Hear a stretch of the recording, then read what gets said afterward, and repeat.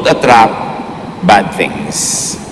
Mahirap kumisang aminin, madalas naman hindi natin alam, na ang mga bagay na dumarating sa ating buhay, tayo rin ang nag-i-invite. That we invite whatever happens to our lives. We are not victims of life.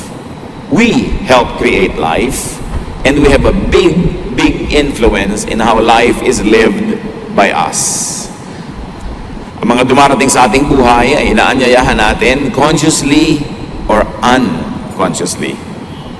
At the very least, kung hindi man natin sinasadya, ay pinapayagan natin na mangyari o magtagal. Kaya mahalagang kilalanin kung ano nga ba ang ating inaakit, para kung ayaw natin yon ay huwag nating akitin. Luke 6:43-45, Jesus speaks here, "A good tree cannot produce bad fruit, and a bad tree cannot produce good fruit. You can tell what a tree is like by the fruit it produces. You cannot pick figs or grapes from thorn bushes. Good people do good things because of the good in their hearts. Bad people do bad things because of the evil in their hearts. Your words show what is in your heart." Isang matagal, matanda, nakatotohanan na, wala nang bago, dahil alam na natin ito. Sabi ng Panginoon, ang puno nakikilala sa bunga. Kung mabuti ang puno, natural mabuti ang bunga. At kung masama ang puno, masama ang bunga. Huwag kayong padaya sa itsura ng sanga, itsura ng dahon, sa bunga, nagkakakilanlan. So ano ang bunga ng buhay natin? Ano ang bunga ng ating mga pagsisikap? Kung mabuti ang pagsisikap, dapat mabuti ang bunga.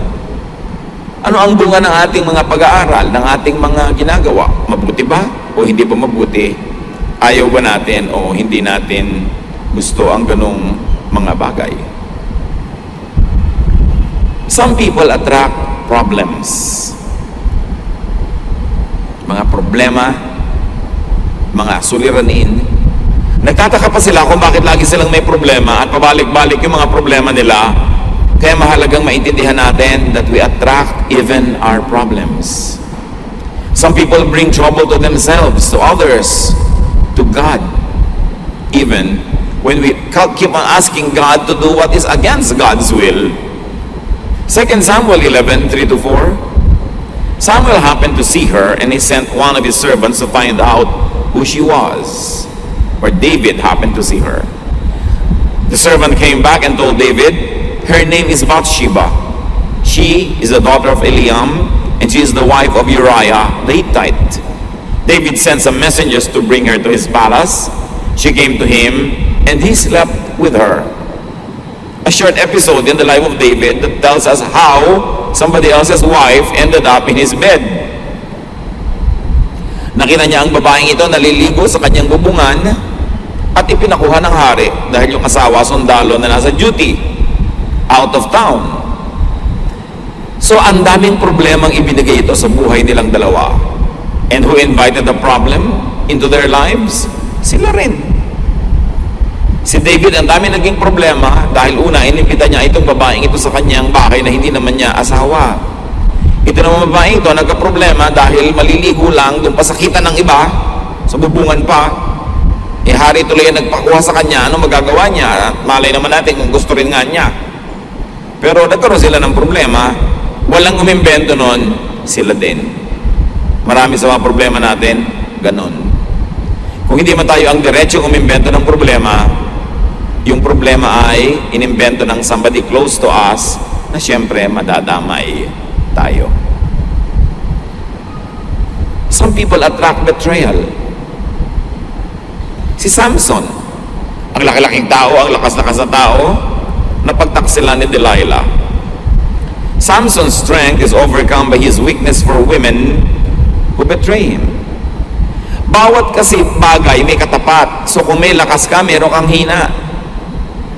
So yung kahinaan mo, binabantayan mo dapat dahil yun ang katumbas ng iyong lakas. And the strength of Samson would only be defeated by his weakness for women. Judges 14:6-7. But the Lord's Spirit took control of Samson, and with his bare hands he tore the lion apart. As as though it had been a young goat. His parents didn't know what he had done, and he didn't tell them. When they got to Timnah, Samson talked to the woman, and she was sure she was the one for him. So kung gaano kalakas si Samson na kaya niyang wasakin ang buong katawan ng isang leon na parang isang batang-batang kambing pa lang, ganoon naman ang kahinaan niya pag dumating na sa usapan sa babae. At napakadalas niyang na-in-love sa kanyang maiksing buhay. Judges 14:16-17, Samson's bride went to him and started crying in his arms. "You must really hate me," she sobbed. "If you loved me at all, you would have told me the answer to your riddle." "But I haven't even told my parents the answer," Samson replied. "Why should I tell you?" For the entire 7 days of the party, she had been whining and trying to get the answer from him. But that 7 days, she put so much pressure on Samson that he finally gave in and told her the answer. She went straight to the young men and told them. So, uso sa kanila doon, bugtungan, palaisipan. At napakahirap ng bugtong ni Samson. Kinailangan ngayong malaman ng mga kalaban niya kung ano yung sagot. Itong babaeng ito ang ginamit. Nagmungoy-ngoy ang babae, nanuyo ng nanuyo, nagdabog-dabog, lahat ng tricks in the books ginamit niya. And finally, on the 7th day, nakuha niya rin yung sagot. Si Samson na hindi kinakatakutan yung leon, nauto ng babaeng ito. Gullibility attracts betrayal. Premature and wrongly founded trusting attracts betrayal. Marami po nagtatanong sa akin sa Facebook, bakit kaya lagi na lamang po ako naloloko ng mga lalaki? Nagpapaloko ka, pamangkin. Yun lang yun. Walang ibang sagot. Huwag mong sisihin ang lola mo, huwag mong sisihin yung mga lalaki. Siyempre, lahat ng kayang lokohin yan, lolokohin. Nasa iyo na kung papaloko ka. Huwag ka magtaka. Pag paulit-ulit ang problema, ikaw ang gumagawa nun. Masakit aminin, pero habang hindi yan hinaharap at inaamin, hindi mo malulutas ang problema mo. Magpapaulit-ulit. Bakit po kaya lagi na lang kaming nalulugi sa negosyo? Kahit anong simula namin, nalulugi. Look at your techniques, look at your ways. Mapagtiwala kayo sa mga umuutang na hindi magbabayad, mapagtiwala kayo sa mga empleyado magnanakaw. In other words, hindi pa dapat magtiwala, nagtitiwala ka na. Nadadaya ka tuloy. Some people attract loss. Kahit anong gawin nila, lugi ang ending. Lagi silang nawawalan, natatalo, nadadaya. Some people attract misfortune or failure. To the servant who was given 1 talent, sa kwento ng Panginoong Jesus, mayroong servant na binigyan ng 5 talents, mayroong binigyan ng 1 talent or 5 certain unit of money, at dito sa isa, 1 unit lang, konti, nabawi pa yon. Matthew 25:26-27. The master of the servant told him, "You are lazy and good for nothing. You know that I harvest what I don't plant and gather crops where I haven't scattered seed. You could have at least put my money in the bank so I could have earned interest in it." So may pinagtiwalaan ng malaking kapital at may pinagtiwalaan ng konti. Yung konti na lang nga ang pinagkatiwala sa kanya, wala pa nangyari, hindi pa niya naparami, hindi niya napaunlad, binawi sa kanya, and he fell out of grace. So laziness, disloyalty, complaining against your master could actually be your loss. Bakit maraming empleyado nagrereklamo kahit alam po saan ako pumunta, natatanggal ako. Kahit alam saan ako pumasok, hindi ako napopromote. Tuwing may tanggalan, ako una sa listahan.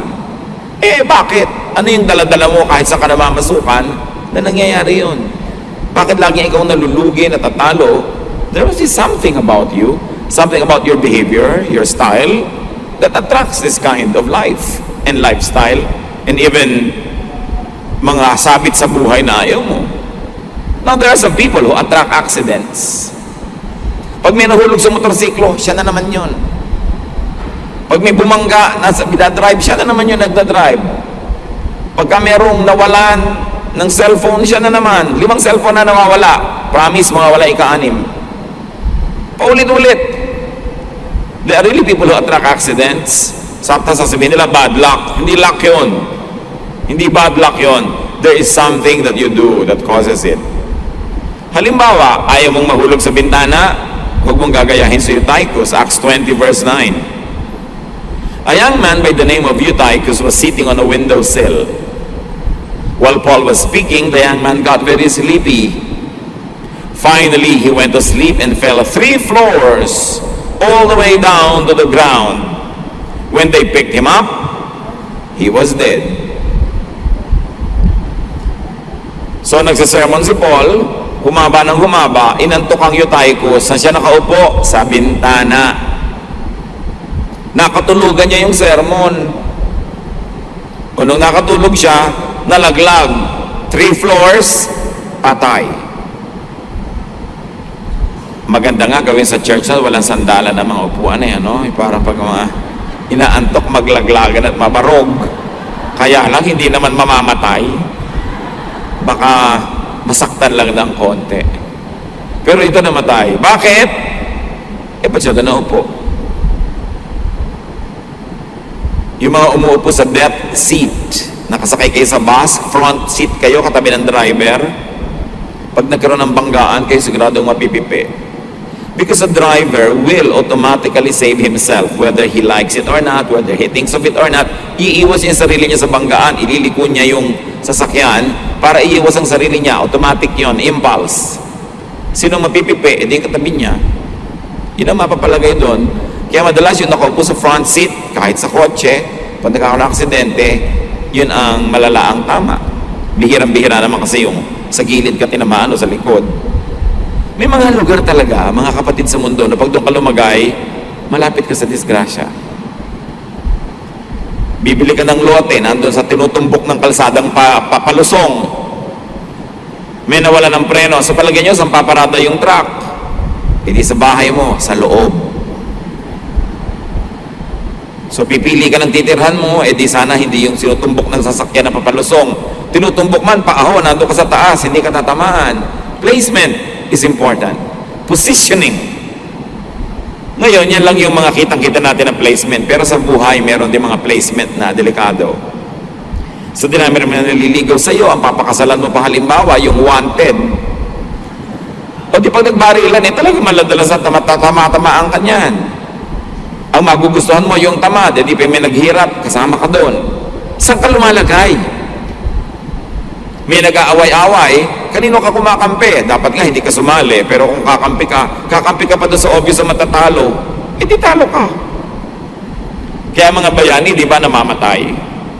Na magiging bayani lang naman sila, 1 generation later pero during their time, namamatay sila kasi ang kakampi nila na cause, yung mahina. Well, walang bumibigil sa inyo kung gusto nyo maging bayani, pero tiyakin nyo lang na kung kakampi kayo sa isang cause na anti those who are powerful, get ready to get hurt. Because you are positioning yourself. Nahuhulog ang loob mo sa lalaking may asawa. Anong buhay ang binubuo mo para sa sarili mo later kung talaga nagkahulog-hulog na di mo na madampot ang loob mong nalaglag?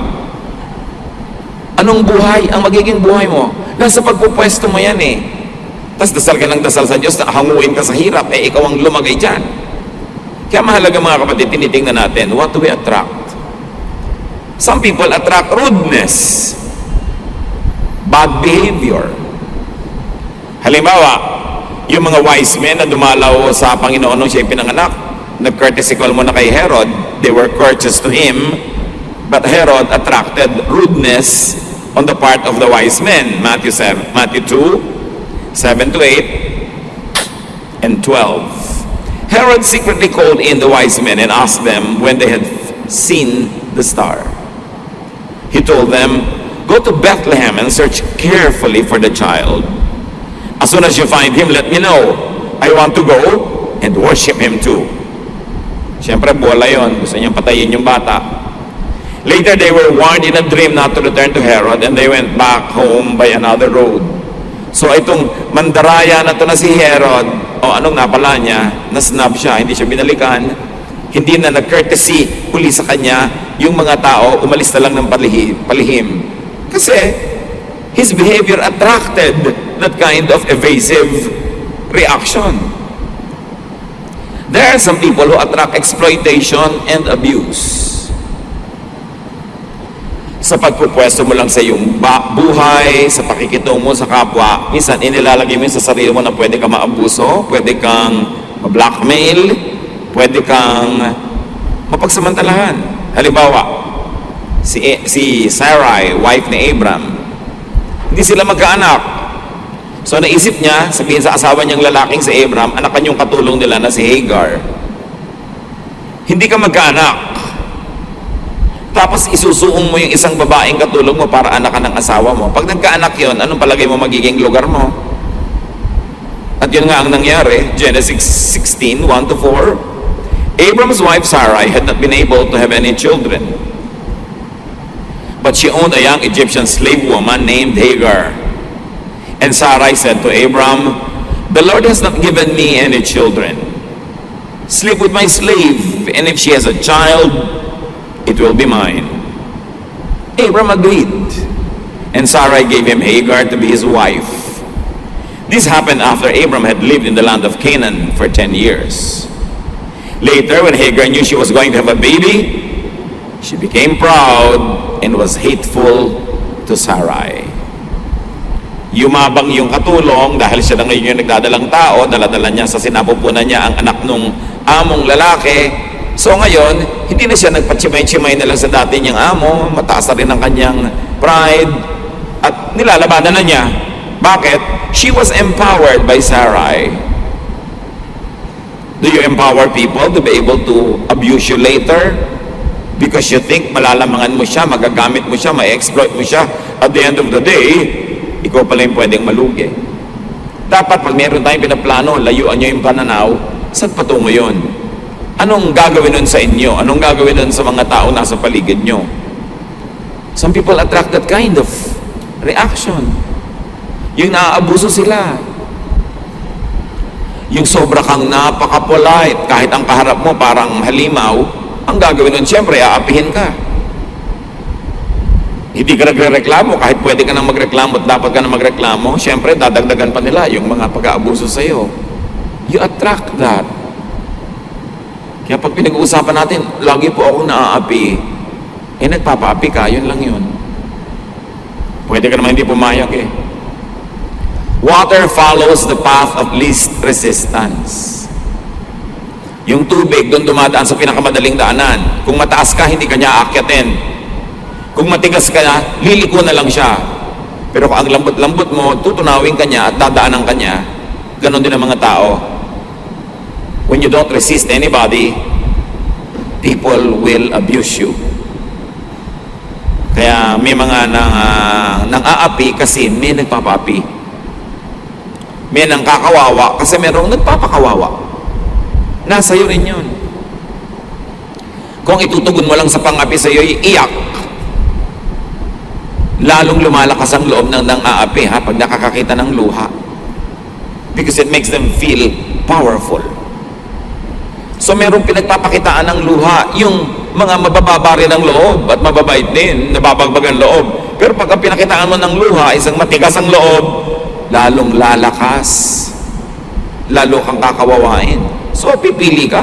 Kanino ka nagpapakita ng soft side mo at ng hard side mo rin. Some people attract rebuke. Singit ng singit, sapat ng sapat sa usapan, hindi naman alam ang topic, hindi naman siya expert, magsasalita, napapahiya tuloy, nakakatanggap ng pagtutuwid. Kung minsan may kasama pang parusa, halimbawa si Pedro. Mark 8:31-33, Jesus began telling his disciples what would happen to him. He said, "The nation's leaders, the chief priests, and the teachers of the law of Moses will make the Son of Man suffer terribly. He will be rejected and killed. But 3 days later, he will rise to life." Then Jesus explained clearly what he meant. Peter took Jesus aside and told him to stop talking like that.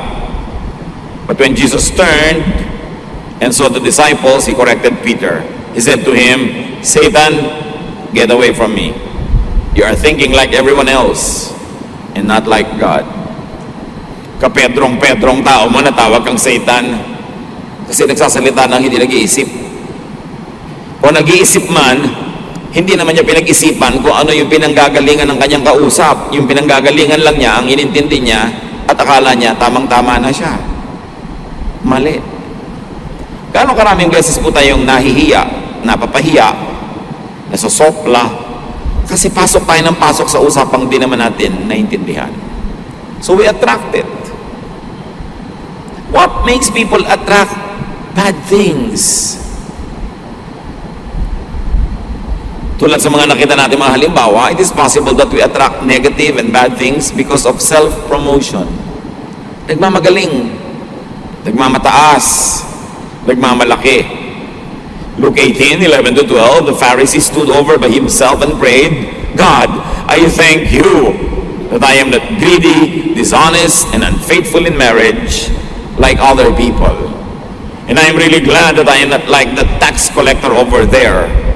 I go without eating for 2 days a week, and I give you 1/10 of all I earn.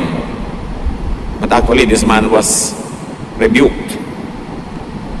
So, salamat na lang po at mas banal ako kaysa dito sa kabilang taong katabi kong nagdarasal din. Self-promotion. When you always self-promote, you will soon be rebuked.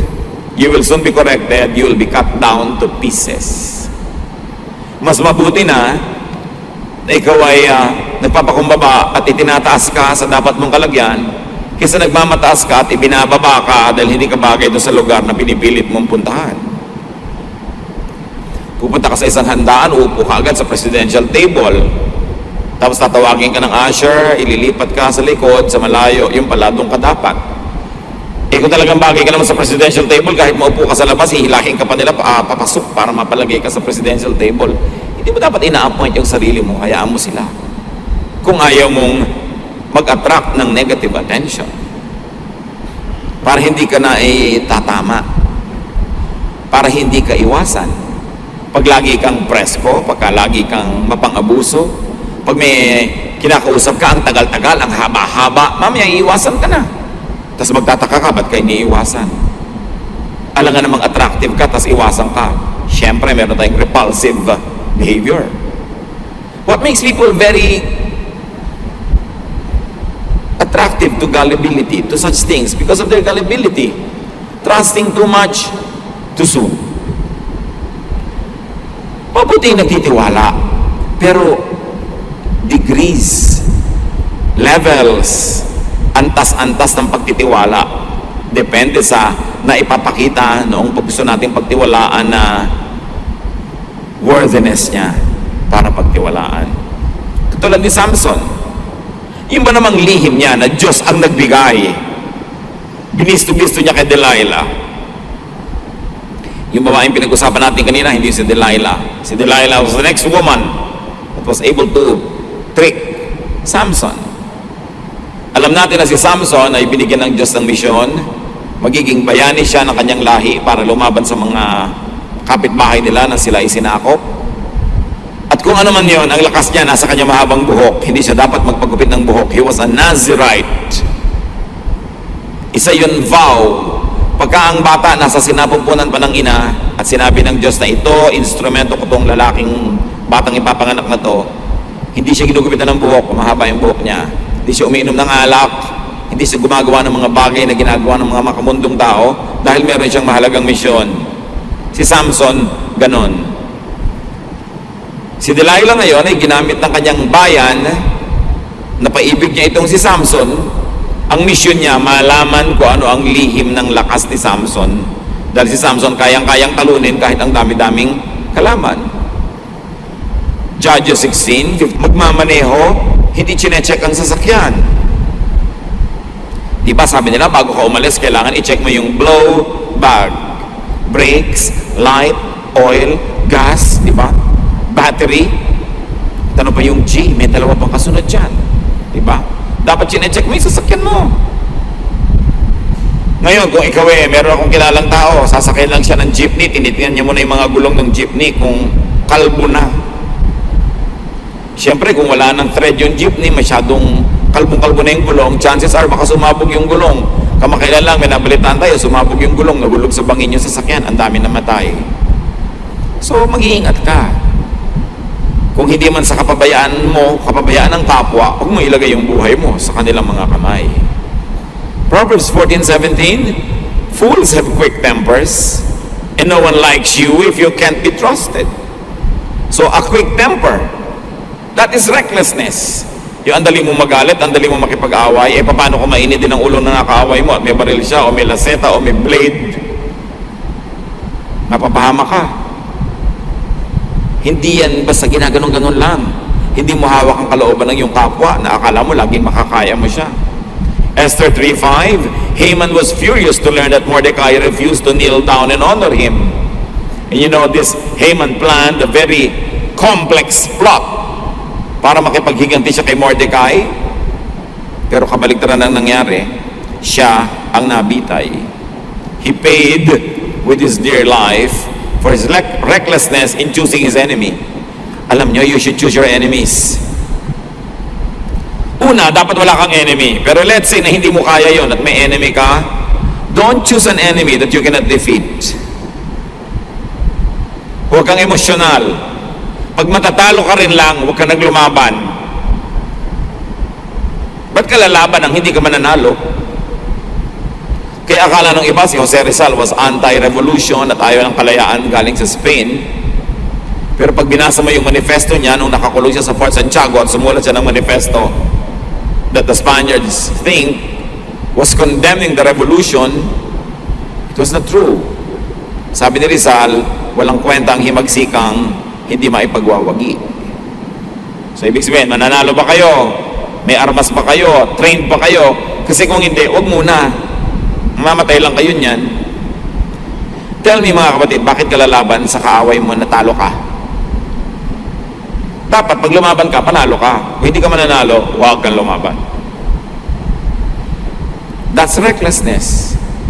You should take risks, but calculated risks. People invite recklessness, and people are reckless, that's why they invite disaster. Judges 11:10-31 and 34. He promised the Lord, if you let me defeat the Ammonites and come home safely, I will sacrifice to you whoever comes out to meet me first. Tingnan niyo itong magaling na lalaking ito. Humingi sa Diyos ng tagumpay laban sa mga kalaban, at pag daw siya'y nanalo at nakauwi ng buhay, sino man ang unang sumalubong sa kanya ay papatayin niya, iaalay niya sa Diyos. Kasi ang mga bahay nung araw, mga kapatid, ang silong, doon nakatira yung mga hayop.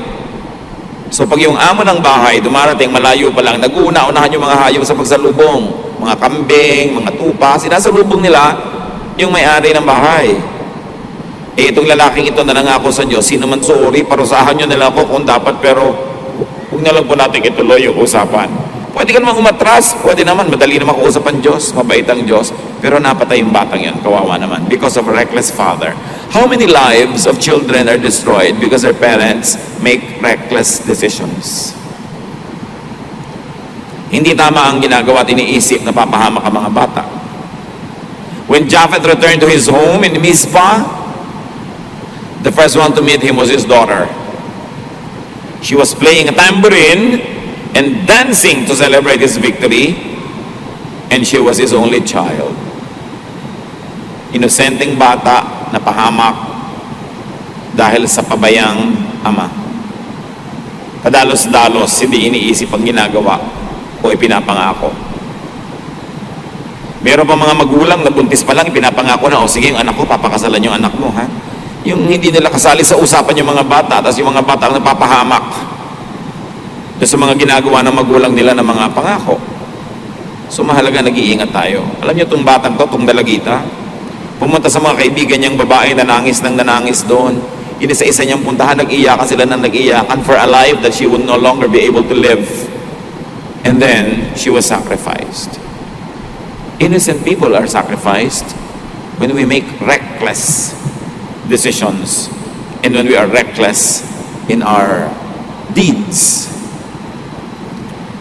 What makes people attract such things, negative things? Lack of self-respect. When you don't respect yourself, people won't respect you. It is as simple as that. You want people to respect you? Respect yourself. Have dignity. Do not covet what you do not have, and people will respect you. What else makes people attract negative things? Weakness, as we have seen. It could be a physical weakness, but more than that, emotional and spiritual weakness attract trouble. Malaki ang problema ng hindi nagpapakatatag. Ecclesiastes 4:1. I looked again and saw people being mistreated everywhere on earth. They were crying, but no one was there to offer comfort, and those who mistreated them were powerful. You see, being weak attracts aggression. Kahit sa international politics, pag mahina ka na bansa, pinipitik-pitik ka, binabatok-batukan ka ng mga kalaban mo, kasi kaya nila.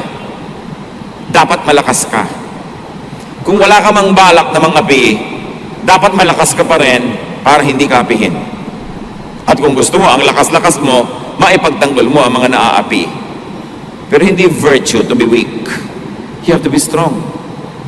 Not only physically and financially, but you've got to be strong-willed. Dapat buo ang loob. Matining ang loob para hindi ka inaapi-api ng kapwa. What makes people do bad things? Lack of discernment. Kakulangan ng pag-iisip, pakikiramdam, ano bang tama, anong mali. Proverbs 10:13, if you have good sense, it will show when you speak. But if you are stupid, you will be bitten with a stick. So ang kamangmangan ng kahangalan ay napaparusahan, kailangan ng tao nagpapakatalino. Being bad, being on the wrong and bad side attracts bad things. Pag may mga kilala kayo nag-aaway-away, don't take sides. And in fact, if you have to take sides, isipin mo, mapapahamak ba ako sa side na ito? Tama ba ito o mali? Talo ba ito o panalo? You can be neutral, it's always best. Pero wag laging sali ng sali sa mga gulo. Like things attract when it comes to this issue. So how can this be prevented? Paano natin maiiwasan, mga kapatid, na akitin ang mga di magagandang bagay? 1 Thessalonians 4:11-12, try your best to live quietly, to mind your own business, and to work hard just as we taught you to do. Then you will be respected by people who are not followers of the Lord. And you won't have, pag masipag ka, you work well, you work smart, you will attract good things in life. It is the rule of life.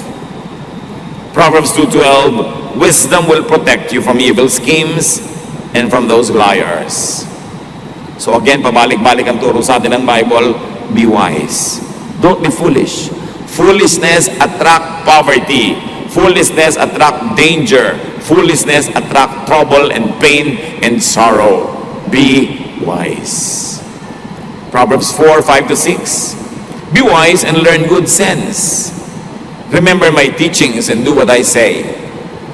If you love wisdom and don't reject her, she will watch over you. Magpakatalino. Kung pabalik-balik po ang mga negative things happening in our lives, hindi yun malas. Yon ay manufactured by you. Whether you know it or not. Whether you agree or not. Hindi ka nilikha ng Diyos para ipaapi sa mga elements. Binigyan tayo ng will. Binigyan tayo ng kakayahan na piliin ang landas sa ating tatahakin. Most of the time, it is you who cause your own trouble. Or at least others cause it and you allow it to bother you. Or you are so close to people who create troubles that you cannot avoid na madamay. In that case, konting distansya, lumayo-layo ka. Pagka ang isang tao ay alam mong masasagasaan ng truck at siya ang nagpapasagasa mismo, ba't ka naman makikipag-holding hands? Hindi nasagasaan ka rin. Be wise. Know what you don't like. Know who you don't like. And don't attract them into your life. Don't invite them. Meron tayong kakayanan. Even the devil